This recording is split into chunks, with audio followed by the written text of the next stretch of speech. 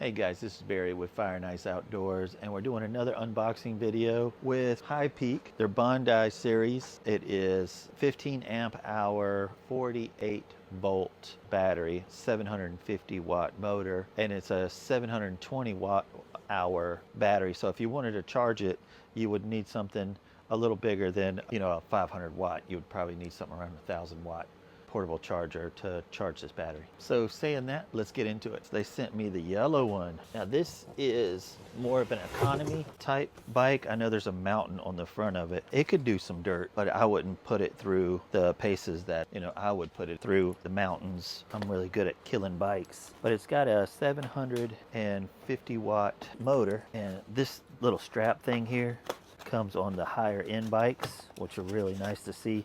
This you pull it down and pull it up. I'll show it to you, but it's a strap to hold your stuff down.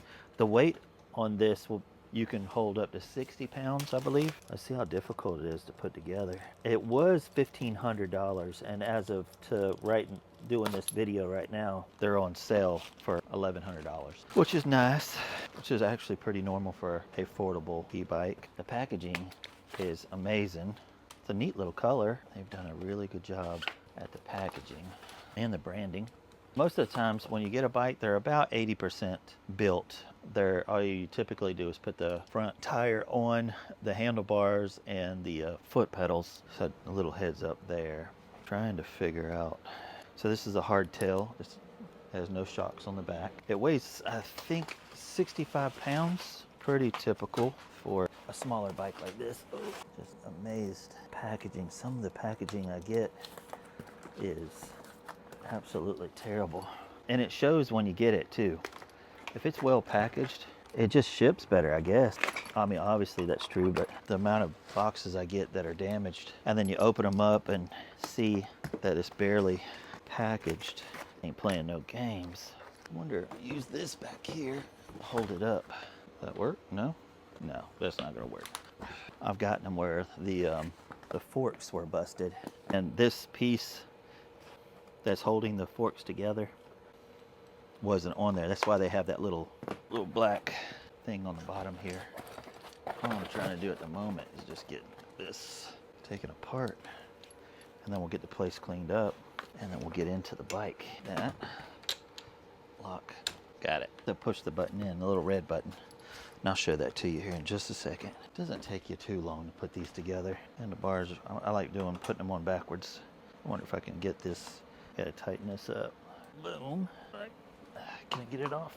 Sometimes you can pop it off. There's the little box that it will have your tools with it. Let's see what's inside this box. It's typically gonna be, so we got a headlight, some foot pedals.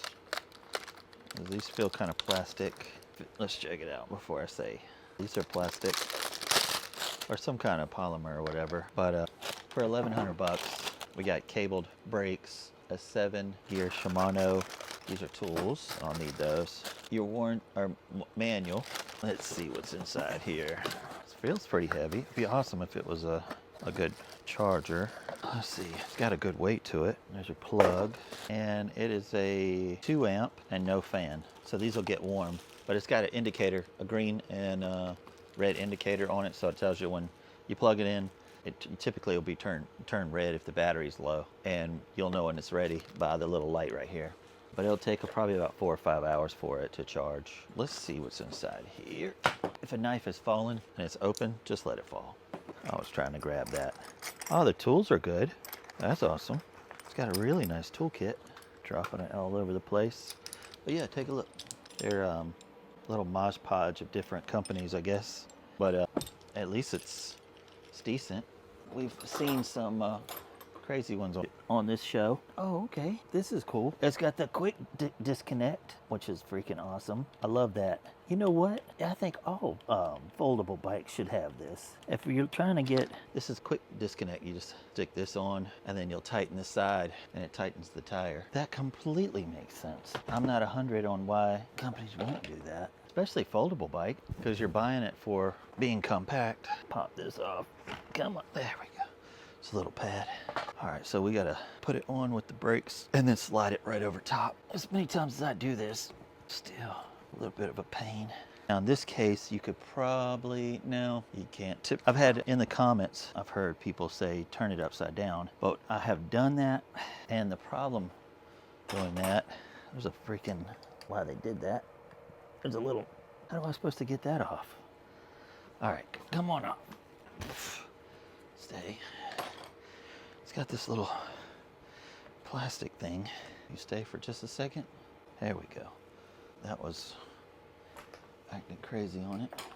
So back to a lot of people have, well, in the comments, people have said to flip it upside down and put the tire on. And I have done that and have damaged my computer. I've done it in the field. I've done it here. It will scratch this up or even break it. So if you want to do that, flip it upside down. It does make it easier because now I'm having to pick the bike up versus picking this up. You just need to protect your controls and everything up here. So let's lift this back up. This should be a little bit easier now. So you put the brake on first and then boom. So that is nice. So this has 2 springs on it, and you'll put 1 spring on one side, 1 spring on the other. Just slide it right through the hole. Super simple. Just tighten it down. And I'll show you something here in just a second. So once you've tightened this, it's typically advised that it goes straight up and down and then lock it in. If you have it forward and something hits it, you don't want this to come loose, or down and something hits up. So having it like this completely helps for having any kind of issues. It's going to be pretty hard for it to be pulled off. Came in tight. Some of them come in flat. All right, so let's put the light on. It does have lockout shocks if you're in hard terrain. So when you have your fender, it'll have a piece of plastic right here, and the back side will swoosh up. This will mount from the back side like this. And let's see what kind of tools we've got. That's probably an 8 or a 10 back there. It is a 10. This is more of a guessing game here. Let's see. Too big, too small, 10. And this is a lock washer, lock nut. Oh, it's got blue Loctite on it. That's awesome. On top of it having a lock washer. Isn't it a lock washer? Yep, it is a lock washer. Got it. And does this plug in? Yep, there's a little plug right here. It has this for a basket. I think they have some different things you can do to this to make it, you know, modular. You got the back that comes standard with it, but you can get one of these racks. So if you want to do delivery, whatever you want to do, in your basket, bring your dog with you. I usually put a cooler on the top of mine. There we go. And this will have an arrow. There it is. Just line up the arrows. Boom. Simple. Straighten this up, point that out, and then let's do the sides. It's probably the same. I hope it's the same. Nope, I got to give it to them. They put Loctite on stuff, which is awesome. I've had some issues with the pedals coming off. I never have the right tools when things happen when I'm in the woods. It's a pain in the butt. So a little bit of prevention is, while you have all this stuff, is always good. I had just to hand tighten it until I got to a town. I actually got to talk to a, DNR. And he had, I think it was a 15, put my pedal back on, and I was able to keep going.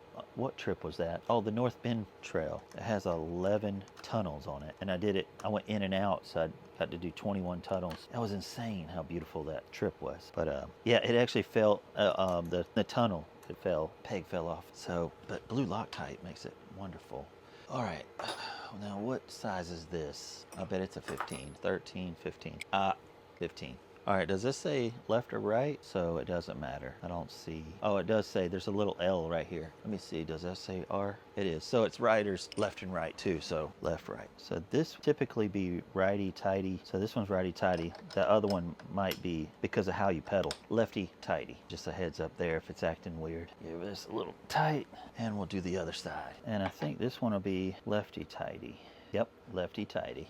Make sure you get this thing on nice and tight, because I don't want this falling off on you. Tighten that bad boy down. Get this little plastic off of the battery. I'll show you some cool stuff about the bike here in just a second. So these typically will come on high-end bikes. All the bikes that I've had in the past, they have these straps. They do really well. And you just slide it in this little hole, and then it pulls up. So the harder you pull upwards, it keeps it from, has a little, there we go. So these are nice. They come with nice high-end bikes. Pop this up. And this is good for 4'8" to 6'2" on height. So this thing can go pretty tall. Comfortable seat. And so if you're wanting to fold this up, there's a little button to push in right here. Pull this out. This folds into itself. You'll take this, lift it up. You'll take this, more than likely you'll take this down off completely. I would suggest putting this separate, because I've seen, I'll show you. Let me grab a seat real quick. This has happened when storing it, where we were putting it in somewhere and it just damaged this. This is probably, out of all the stuff here, this is the thing that you can hurt the most. So take this off and store it would be a good idea, just separate. But now that I've gotten this off, you can take, so you lift up on it. So this lift up on it, it's got a little knob right there. You take this, close it up, just like that. It's got a little holder right here, and then you can hold this here to lift this up. I'll show you, let me get a tape measure real quick, and I'll show you how much it stores. So you're looking at 3 feet by 31 inches high, 17, which is pretty tight. But remember, this is 61 pounds, so this is pretty heavy. So let's get into electronics. We'll need to lift this up, close it, and drop it back down. This is definitely different. And then lock it in. Like I said, cable brake, just not my favorite brakes. M is to start it. It's already on miles per hour. The battery, actually, you can turn the battery off down at the bottom down here. So I'm going to turn it back on. So I'll show you what that looks like. Right here. That's where you charge it. So let's turn this back on. Boom. This is a twist throttle, 7 gear. It goes up to, man, 7, huh? Usually I've seen 3 and I've seen 5.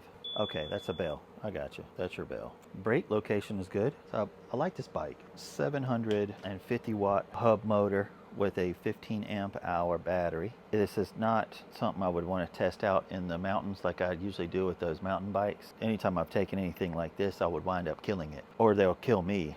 But for a commuter, or like a rail to trail or anything like that, that would be absolutely fine. You would get roughly about 25 miles. If you're doing just throttle, I've gotten as less, with this type of battery and motor setup, as less as 7 miles. So just a little heads up there. But you pedal assist 2, you could easily get 20-25 miles with this. So nice comfortable handlebar grips. I like the flat ones. If you've got issues with your hands like carpal tunnel, try to find the flat grips. They're a lot more comfortable, and it gives you more of a surface area for your palm versus the round ones where it just hits just directly where it hurts. And I do have some issues with some pain down through here. So I love the flat grips. And these come with it, which is nice. I appreciate y'all watching. If you find value in this, hit your thumbs up button and hit the notification bell. And if you haven't subscribed, I'd love for you to subscribe. And I will see you in the next video.